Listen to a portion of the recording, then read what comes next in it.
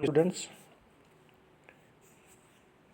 जो एरर का चैप्टर्स देख रहे थे, errors in the quantitative analysis, उसके अंदर पहले हमने देखा था निर्धारित त्रुटि, डिटर्मिनेंट एरर, कि कुछ त्रुटि जो निर्धारित होती है इंस्ट्रूमेंट के द्वारा कैलिब्रेशन नहीं होने की वजह से, एपरेटस की वजह से, जिसको कैलिब्रेट करके दूर किया जा सकता है, वो कहलाती है डिटर्मिनेंट एरर, निर्धारित त्रुटि। आज हम देखेंगे अनिर्धारित त्रुटि, इनडिटर्मिनेट एरर। अनिर्धारित, जैसे इसका नाम ही है कि यह किसी के ऊपर डिपेंड नहीं करती है, यह एरर अपने आप आएगी ही। कितनी भी सक्षमता से उस विश्लेषण को किया जाए, यह एरर रहेगी, उसके अंदर आएगी। और चूँकि यह इनडिटर्मिनेंट है और इसको जो निर्धारित त्रुटि में तो उसका मानक कैलिब्रेशन करके दूर किया जा सकता है, लेकिन अनिर्धारित त्रुटि को कैलिब्रेशन करके दूर भी नहीं किया जा सकता है। यह एरर उसके साथ साथ एक्सपेरिमेंट के साथ साथ चलेगी। इस त्रुटि को अब दूर करने के लिए यह किया जा सकता है कि ज़्यादा से ज़्यादा ऑब्जर्वेशंस लिए जाएं और उन ऑब्जर्वेशंस का एवरेज करके जो सबसे प्रेसाइज और एक्यूरेट रिज़ल्ट हो, उसको एडॉप्ट किया जाए। उसके लिए यहाँ पर हमको ये दिया गया है कि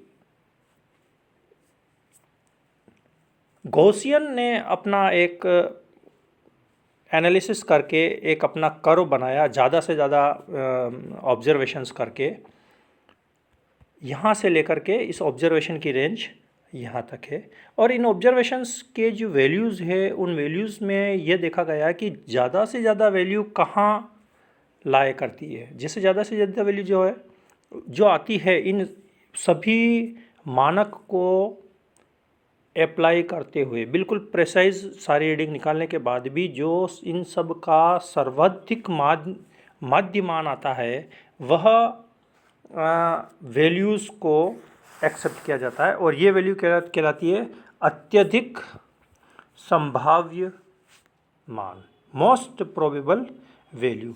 इस वैल्यू को अब चूँकि इन वैल्यू का क्या करेंगे, जो वैल्यू ये आई है, चूँकि ये वैल्यू भी जो है पूरी फ्रैक्शन के द्वारा निकाली गई है, तो अनिर्धारित त्रुटि जिसका हम आज के बात करना चाह रहे हैं, यह इससे ये वैल्यूज़ कितनी डेविएट है, कितनी विचलित है, कितनी दूर है, उसके आधार पर इस वैल्यू का आकलन किया जाता है। और ये पूरा एक गणितीय विश्लेषण बनता है। और इसके अंदर हम जो पहले पढ़ चुके हैं कि माध्य, औसत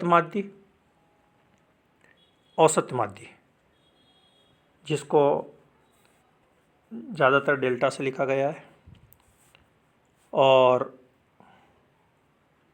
मानक माध्य जिसको सिग्मा से लिखते हैं, और मोस्ट प्रोबेबल डेविएशन जिसको ईटा से लिखा जाएगा। इनकी कैलकुलेशन के साथ साथ इसको हम समझेंगे। जैसा कि ये न्यूमेरिकल इसमें यहाँ पर दे रखा है कि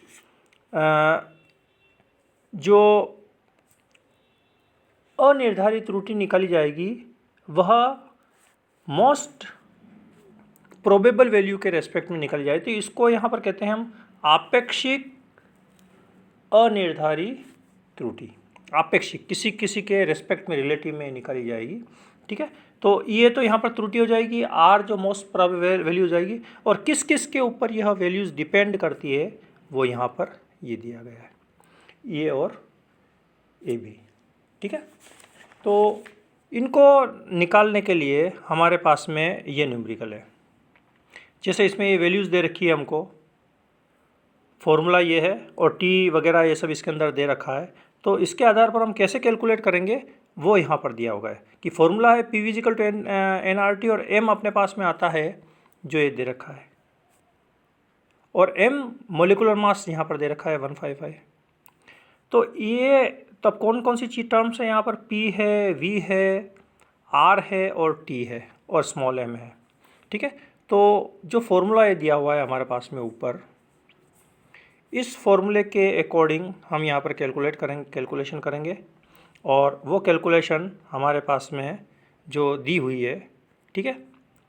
तो ई एम अपॉन एम किस किस पे डिपेंड करेगा? ई ए अपॉन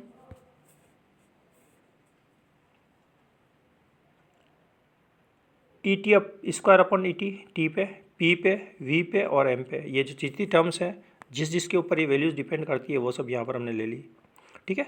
और अब इनका जो ये डेविएशन है वो डेविएशन यहाँ पर दे रखा है, जैसे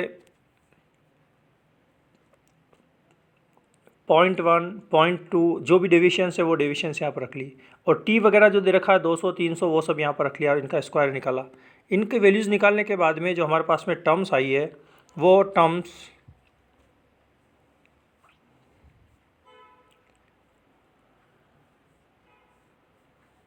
ई ए इज इक्वल टू हमारे पास में आया 3.9 इंटू 10⁻³ इंटू 155, जो हमारे पास में आया 0.6। ये वैल्यू कितनी आई हमारे पास में? 0.6। तो ये वैल्यू हमारे पास में, ये रिजल्ट इसका आया कि हमारे पास में जो आपेक्षिक अनिर्धारित त्रुटि है वो इतनी है, ठीक है। अगला न्यूमेरिकल जैसे d इजिकल टू m/v होता है, तो जो d निकालेंगे वो m और v दोनों के ऊपर डिपेंड करेगा, m और v दोनों d के ऊपर। तो निर्धारित त्रुटि इस फार्मूले से निर्धारित की जाती है और अनिर्धारित त्रुटि इस फार्मूले से निर्धारित की जाती है। यहाँ पर तो E M upon M, E V upon M, और यहाँ पर है अंडर रूट ये निर्धारित त्रुटि, और यह अनिर्धारित त्रुटि E D upon D square upon M square upon V, और जो दोनों यहाँ पर दे रखी है उनकी वैल्यू हम यहाँ पर सब्स्टिट्यूट करेंगे तो ये ई हमारे पास में आएगा, और ये तो आएगी हमारे पास में अनिर्धारित त्रुटि स्क्वायर के साथ में, और जब स्क्वायर नहीं करेंगे तो हमारे पास में आएगी निर्धारित त्रुटि। क्वेश्चन हमारा यही पूछा गया है कि इसके अंदर अनिर्धारित त्रुटि और निर्धारित त्रुटि की गणना करिए। तो ये हमारे पास में अनिर्धारित त्रुटि का डिस्क्रिप्शन है कि इसको इस तरह से हम डिस्क्राइब करते हैं। Thank you.